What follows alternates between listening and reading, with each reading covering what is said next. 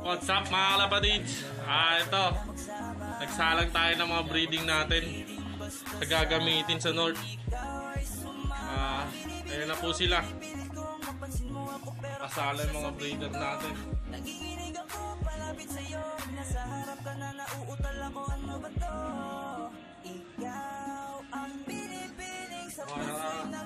Pinasok sa Stitchel Bot tsaka sa Pujoka Fabric.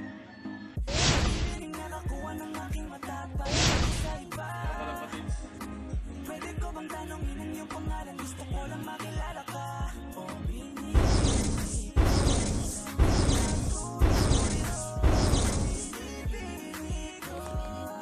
Baker ni Boss Vicente ko, yung galing kay Boss Brian Carderis. Kapag nandiyan ka na huminto, ang aking oras baby di ako nag-video.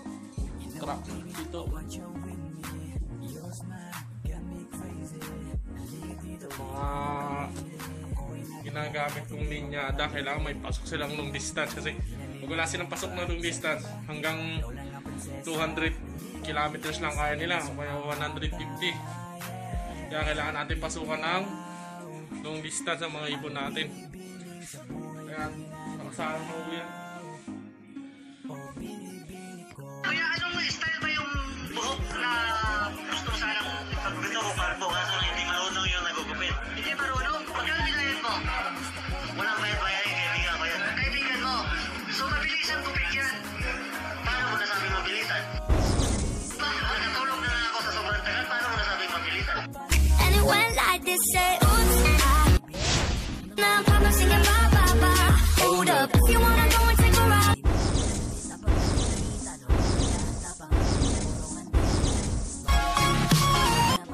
Ikaw ang nagbigay ng kulay sa aking mundo. Sana ay panghabang buhay na ito. Ang iyong mukha ay kabisado na, hindi mabubura pagkat ito'y kakaiba. Mga salitang di maituwid, sabing sinusubukan naging napapatel. Ikaw ang binibining sa mundo ko'y naligaw. Pasensya na kayo, yan lang po ang breeding cage ko. Wala pang budget, wala pang pera si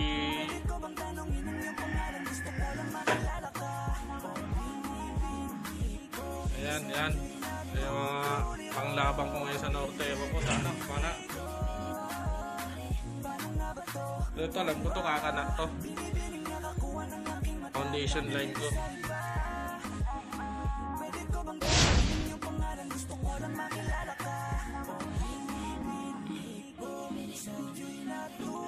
Yan lang ang breeding cage ko. Lahat sila nakasalang.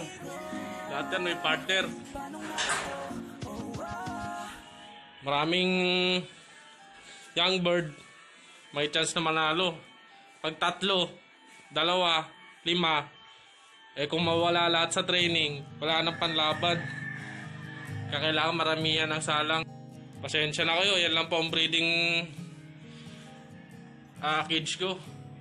Wala pang budget, wala pang pera si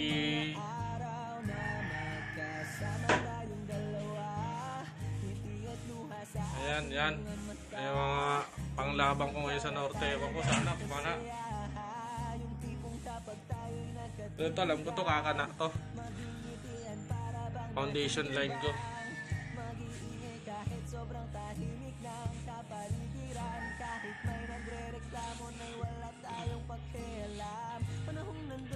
Yan lang ang breeding cage ko. Lahat sila nakasalang. Lahat yan may partner. Maraming young bird may chance na manalo. Pag 3, 2, 5, kung mawala lahat sa training, wala nang panlaban. Kaya kailangan maramihan ang salang. Pinaka foundation ko. Ito yung cock galing sa page shape layer. Speedbird last long distance. Yan. Katay sa taas. Titignan natin yung flyer slope natin.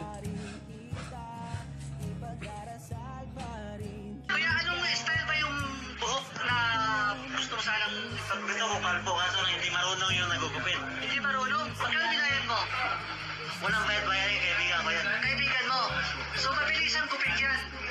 Paano mo nasabi mabilisan? Kasi, ayun o, di ba? Natulog na nga ako sa sobrang tagal. Paano mo nasabi mabilisan? Nangunti na ko yung alaga ko kasi pinagbebenta ko na yung iba.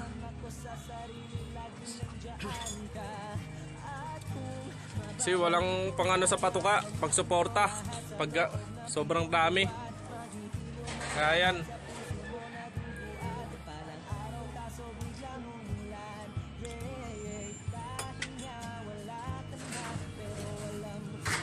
Yung pinanlaban ko na 3 sa MPPF, di nakauwi sa sa first lap. Hindi ko alam kung anong kulang ko. Pero nung nasa training sila, mga 1 oras, 2 oras lang ang pagitan, nakauwi ka agad sila eh. Ewan ko kung anong kulang ko, bakit ganun. Nagparonda na tayo. Ranging.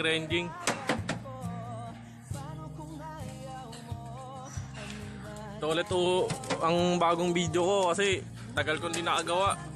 Ang dami kasing inasikaso eh. Ayun na.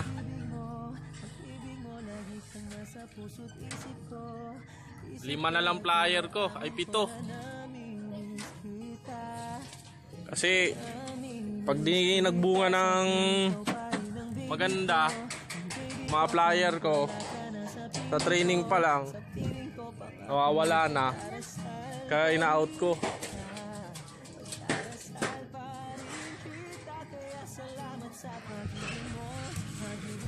Ito yung upgrade ko yung kulungan ko. Kasi wala silang pang viewing eh. Kaya nilagyan ko ng viewing nila. Ayan, viewing nila yan.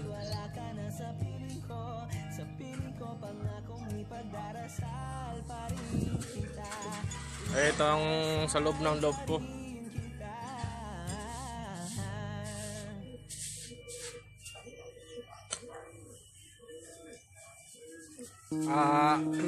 Ito susunod pagka nagkaano yung nabuhay yung mga inakay, ang gagawin ko mga babae lang dito.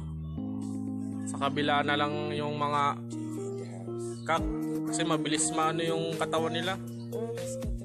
Pagka galing mo sa condition, ilang araw lang wala na sa condition kasi iba nagdadapo kasi gawa ng nagpaparisan. Kaya kailangan hiwalay ng look. Katuwang ko sa kalapati ko, naglilinis. Siya na yung taga linis ng kulungan, taga pakain, paronda. Siya yung lukmang ko. Kasi may pasok na tayo eh. Mahirap pagka di tayo pumasok, wala tayong pang-suporta sa mga patoka vitamins. At saka bibili tayo ng mga foundation bird. Kasi tulad niyan, newbie pa lang ako, kaya kumakapa-kapa pa ako. Kaya kailangan ko ng pera pang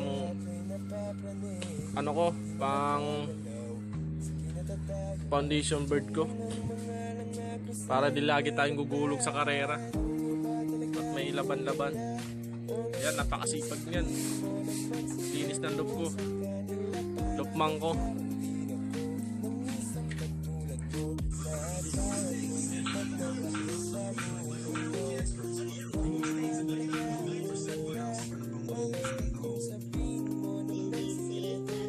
What's up mga kalapatids? Nandito na tayo ngayon sa taas. Ito, taas na tayo ng bahay ng kalapati ko. Ito. Yan ang itsura niya. Ito, kita ang south tsaka north dito. Ayun, pagparisan talaga sila. Bilis nilang bumaba kasi nandyan yung babae. Paparisan. Kaya di makaronda ng maayos. Kaya maganda rito, iwala yung kak tsaka sa head. Kaya pala yung ibang mga panser, niwala yung kak tsaka head. Kaya ito kalapatids, bubugawin natin. Gusto ka sa akin. Inaamin ko na, ako pumatay. Igalit ka ba sa pamilya? Inugaw na natin. Ito, south. South yan.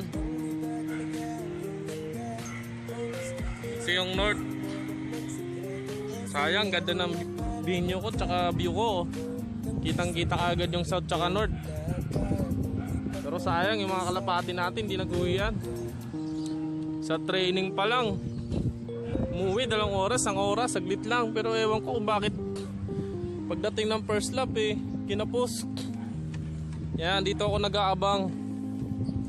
Dito ako nag-aabang pagka may karera kami.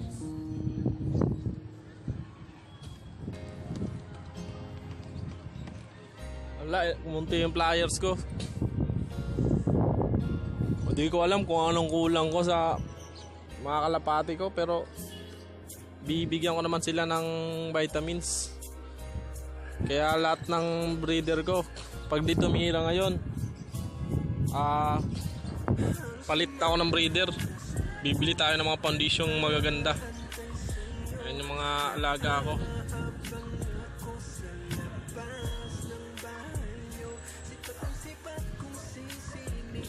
Condition na yan, boss. Kaso dapuin. Ayan, oh.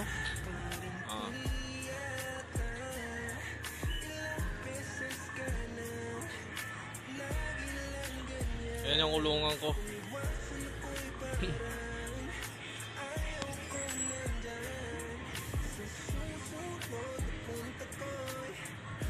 Flagpole.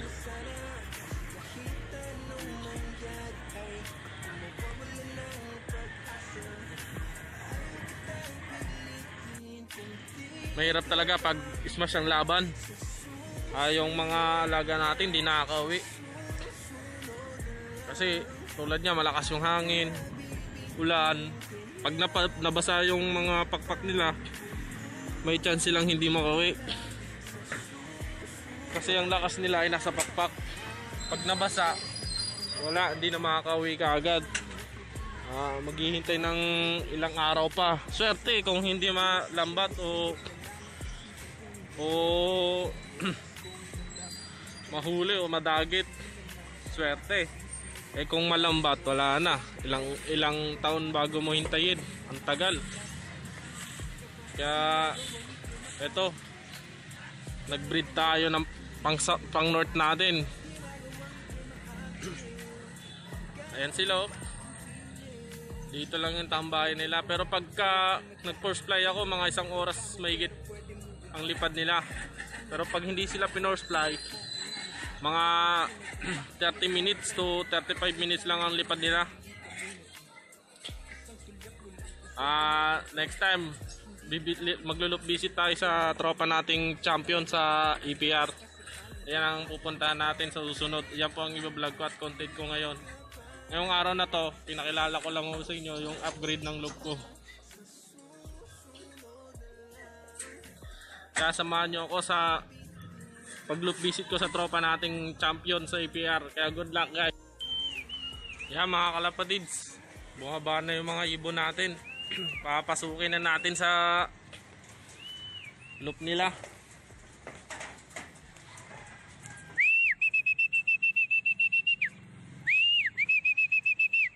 Dito sa amin, dami nag-aalaga rito.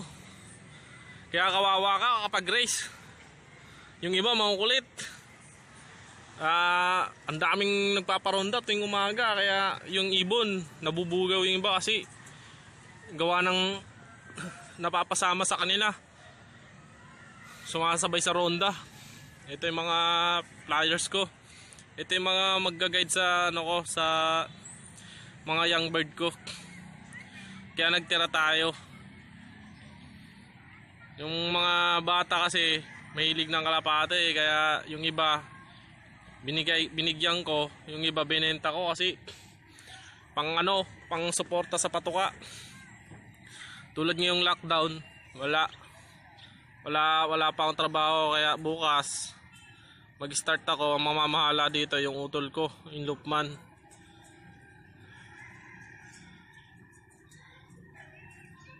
Ayan. Yan lang muna ang ating flyers. Kasi gawa ng wala tayong pang-suporta sa kanila, kaya nagbawas tayo. Kaya 7 lang ang tinira ko para may ano sa young bird ko. Ito mga alaga to dati ng mga kapatid ko, mga utol ko. Ito walang mga linyada yan, mga sitter ko lang yan. Pag may nagpapares yun, nilalagay ko agad sa cage para pag may nangitlog na may bloodline, silang pinapalimliman ko para yung bloodline natin na ibon hindi kaagad na lalaspag. Mga kalapatids, ang tips ko pala sa inyo ngayon, kapag magbe-breed kayo, huwag nyong galawin yung mga ibon natin na mangingitlog kasi na-stress po sila, lalo't pag ginawakan sobrang stress po sila, kaya laging may electrolytes. Latagan nyo po lagi ng electrolytes, araw-araw po yan electrolytes, kasi yung kalapati natin stressful talaga yan sa araw, lamig yan, dapat lagi tayo may panangga dyan, lalo pag tag-araw kailangan lagi may electrolytes pang anti-stressful sa kanila. Kasi mga kalapati natin kahit nga sa loading stress yan dun kasi siksikan, kaya kailangan lagi natin may electrolytes. Mahalaga ang electrolytes mga kalapatids, mga kaibon, kasi ang electrolytes na nagbibigay ng suporta sa stress po nila at vitamins at mga kailangan nilang oxygen. Lalo na pagdating sa liparan o sa training, mahalaga ang electrolytes, kalapatids. Yan ang huwag nyong tatanggalin sa loop.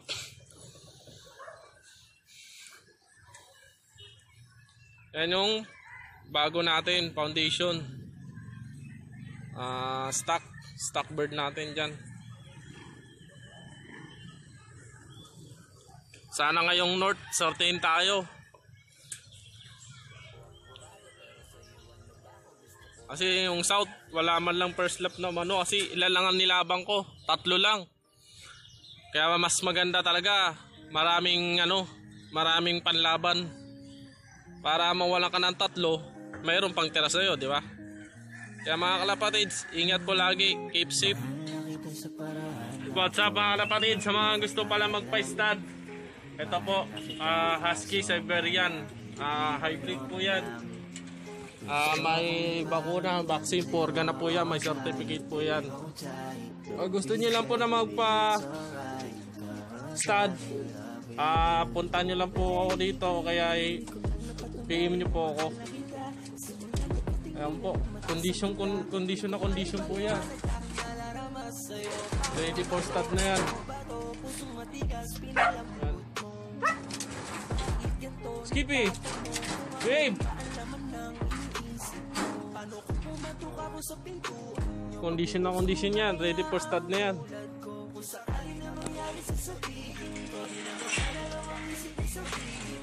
Yan, ako nag-ano yan, nag-welding dahil welder naman ako. Ginamit ko yung skill ko rito para mapa-upgrade natin yung loop natin. Ayun yung exit nila, labasan. Tapos ito yung pasukan, yung entrance. Yung may trapdoor na yan. Open loop lang po siya yan. Pag umuulan, sinasara natin to. Itong solda.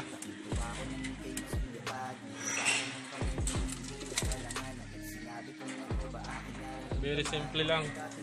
Hindi naman natin ang kailangan na masyadong magandang loop. Ang kailangan natin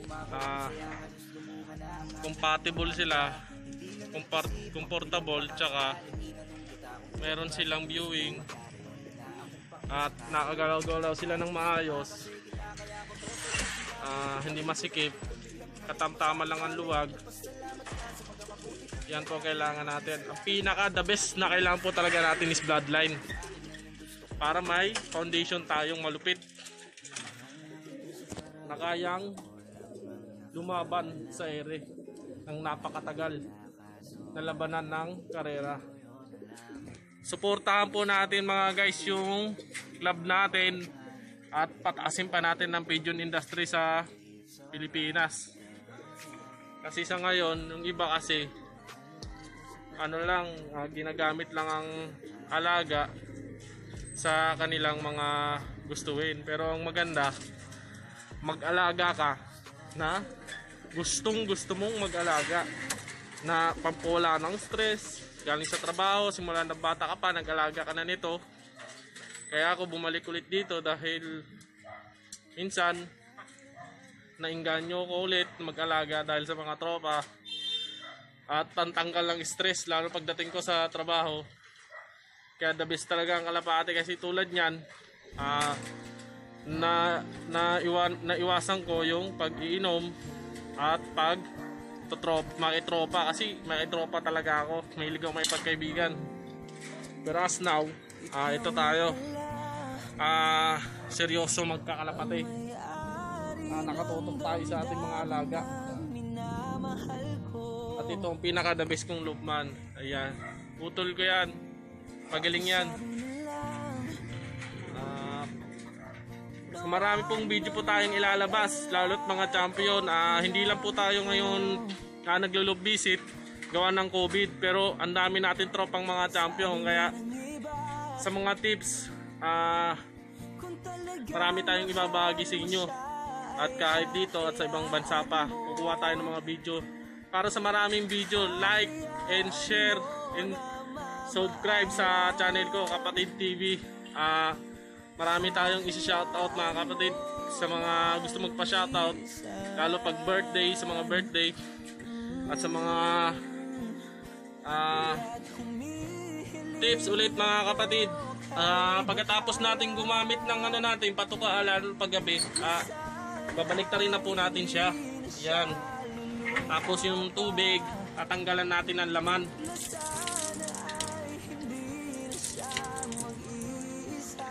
Kasi dyan po kasi dumadapo paggabi ang mga ipis, mga lamok.